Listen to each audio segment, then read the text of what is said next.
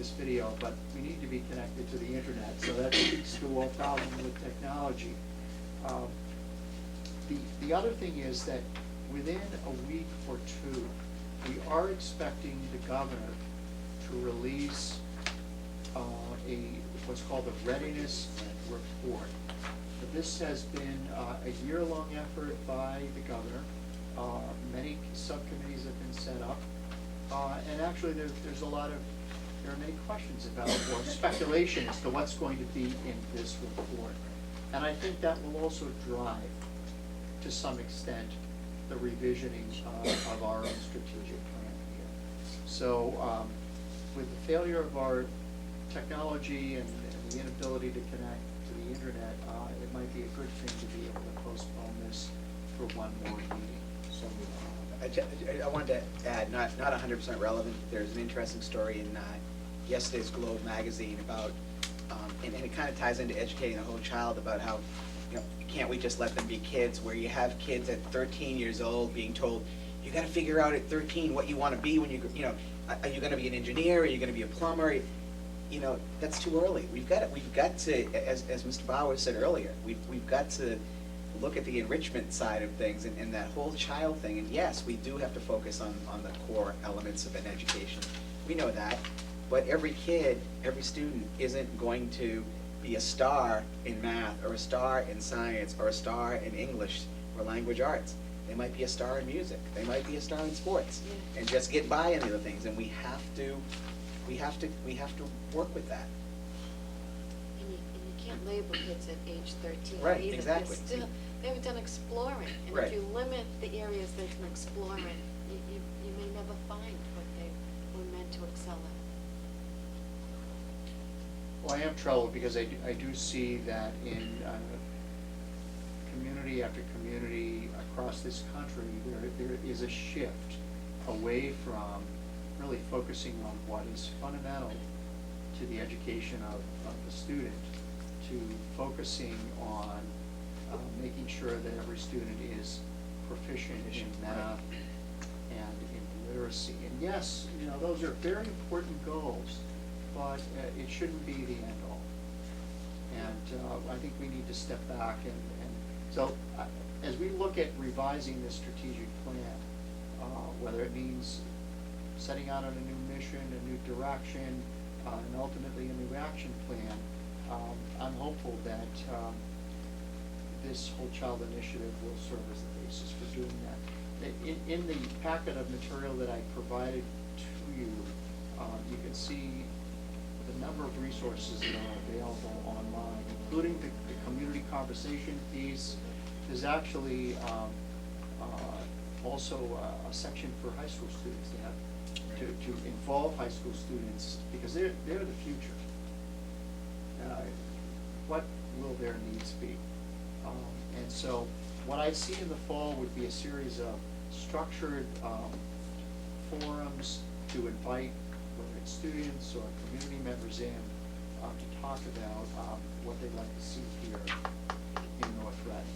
But we'll make sure that internet connection is up and running, and I promise we'll show that at the next meeting. Any other comments, questions?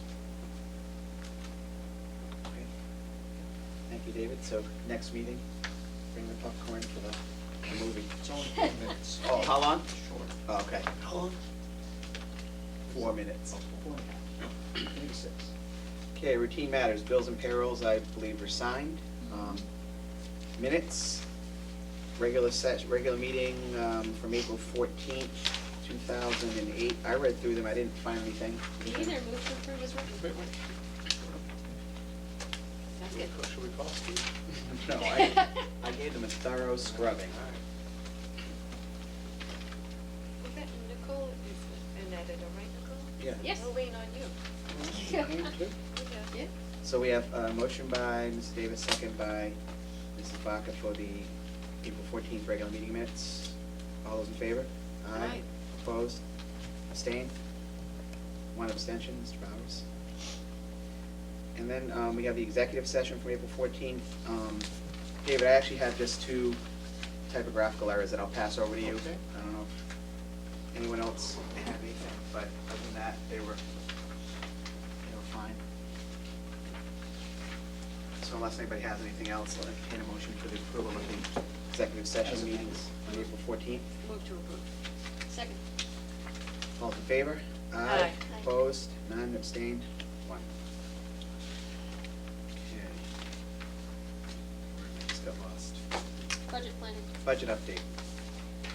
Carl, you have an update for us on the, Yes, I do. There must have been blue paper in the photocopy. I was gonna say that. I thought this usually is what happens at the end of the year, isn't it? We start seeing different colored paper. Yeah, well, actually, there is truth to that.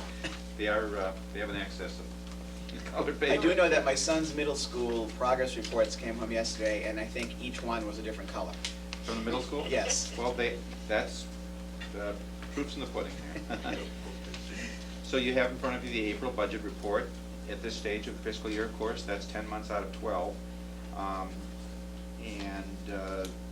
Departments, well, I'll begin with the comments on payroll. At this stage, payroll is very easy to predict, of course.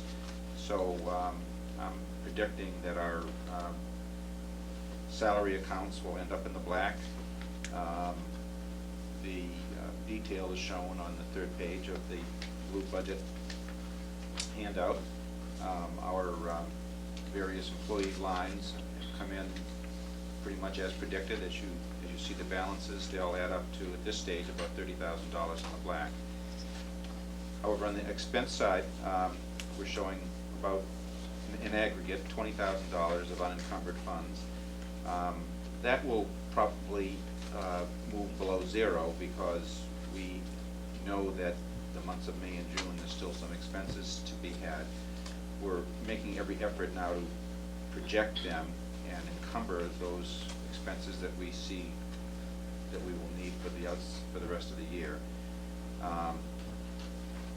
We are through the heating season, so the big spikes in natural gas that we saw in April won't hurt us too much because the degree days are low. But we're going to be able to have surpluses in quite a few of our accounts, including legal services, which has been we've had a year where we've had very low legal services, like legal costs on average compared to other years. Even utilities, even with the costs of fuel, I think the management that we do of our heating is such that we will see surpluses there.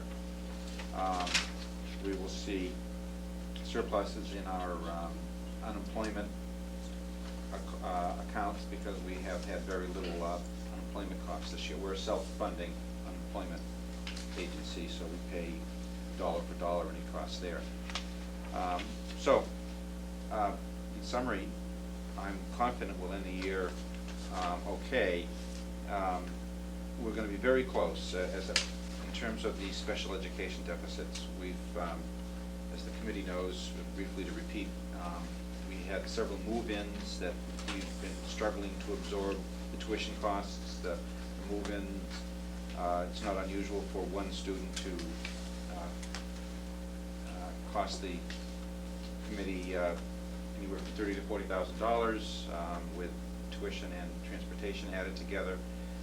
We also had those legal judgments that we started the year with. That was July 1, that we learned of those, day one of the fiscal year.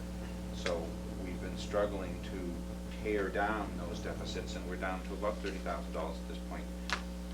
We did make a point of mentioning this to the Finance Planning Committee last Wednesday, and shared with them, as we have been all year, the status of our deficits. And two of the outcomes were, first, that I'll stay in close touch with the Finance Committee Chair over this issue, so she knows where we stand. And it appears that we may have to go to the Finance Committee at the end of June for a reserve fund transfer, should this be borne out as it stands now. But it also appeared that the Finance Committee, because we've been very communicative about this issue, while they're not real pleased about it, they understand it, and there are no surprises. So I'll know a lot more about the exact amount in about a month. But this will be the first year in at least 8 that we've had to go to the Finance Committee for a year-end deficit. It's never happened before. We've gone to the Finance Committee for other reasons, but never a year-end deficit. And it's actually pretty remarkable that we brought it down this far, given where we started, so. So that's my budget report. Any questions? Be happy to answer them. I guess the one concern I have, although I think because at least to date, you've done a very good job, especially in terms of the natural gas prices, but that could spike next year, and but there's nothing we can do about it, obviously. Right. We're locked into what our budget is, but I guess that's my one concern is the Yeah. energy costs. That's, as you know, I track the daily NYMEX prices because we're now floating, meaning that we're not locked into an actual gas contract right now. Even though April prices are very high, that's not too much of a problem because the costs are very low. What's really alarming is generally the 4 lowest months of the year for natural gas prices are the knee months, meaning the months where you're not either heating or chilling. Right. Those are the low demand months, since natural gas is a supply-demand commodity. So April and May tend to be low months, as are September and October. So we were waiting for April and May to lock in, and it's very unusual. The prices have actually gone up. The prices in April for natural gas are the highest they've been in all year, and that's historically unusual. In fact, the natural gas prices, the only period in our history when natural gas prices have been higher was during the Hurricane Katrina month. Natural gas prices, because of all of the platforms being damaged, went down. So I have some concerns that we're floating now, and we're paying spot prices on a daily basis.